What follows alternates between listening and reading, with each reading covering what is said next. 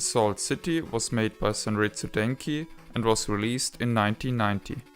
Contrary to the entry on Wikipedia, the game was not an European exclusive, as it was also released in Brazil and Australia. Also, I saw something what appears to be a North American version.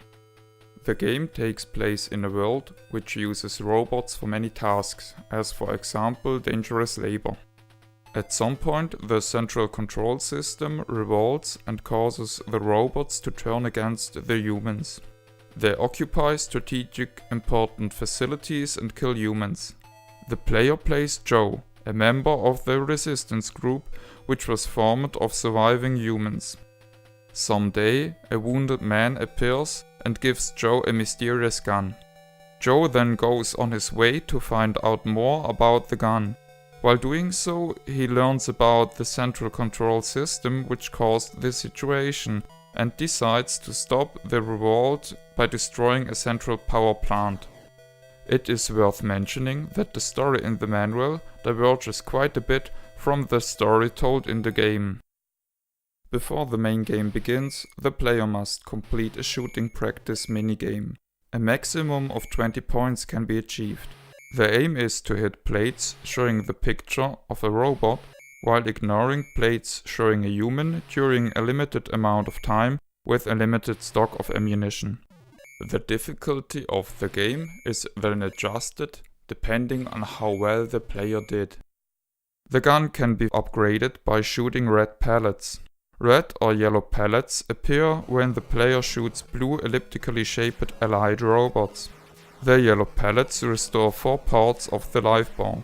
However, it's somewhat difficult to gain those bonuses, as the blue allied robots are always accompanied by similar yellow robots.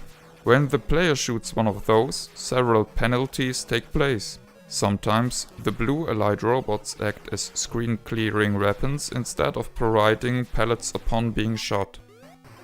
Besides the yellow allied robots, there are other objects that cause the player being punished when the player shoots them, such as human scientists and special red plates.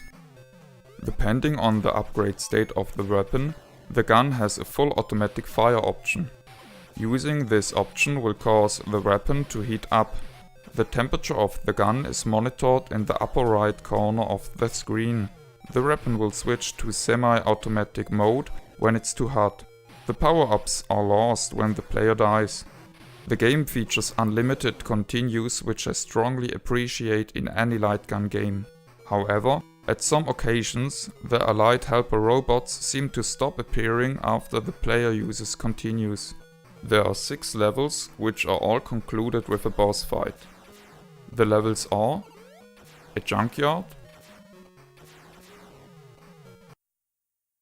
the headquarters of the resistance, a weapons laboratory, a sewer, and the central power plant of the robots, in which the player fights 3 bosses in a final dedicated boss level. The story is told in beautifully drawn cards, which sometimes feature a little bit of animation. However, here comes one of some flaws the game has. The text advances far too fast, making it difficult to follow the story and putting the player to the decision whether to read the text or to look at the pictures. The music is well made and matches the mood of the game. The sounds were of special importance to me in order to beat the game, as the enemies will stay in place quite a long time after being shot, with only minor animations indicating whether they got killed or not. Most of the cases, a special sound gets emitted when a robot got fatally hit. The precision of the light phaser is good for an 8-bit game without calibration. However, the player will shoot from the hips most of the time, as the game spawns the enemies so quickly that actual aiming is often not the best strategy. In my opinion, the difficulty of the game is done bad. I feel the game goes to 100% difficulty from the get-go, resulting in very quick deaths when the player is starting to learn the game. I think it's a frustrating concept which could be better understood if the game was ported from an arcade machine, but Assault City is a console exclusive game. I had to master the game and get virtuosic in order to beat even the first level. After that first level, I finished the game without using a single continue. I'm sure it's a matter of taste, but I would have preferred to play a game with an increasing difficulty curve. This would have made me fail at various positions in the game, making me steadily proceeding and appreciating what I'm seeing. Nevertheless, I enjoyed the game. The mixture of ordinary gameplay and boss fights keeps the game fresh. The presentation is well made through the entire game, from the intense start to the rewarding end.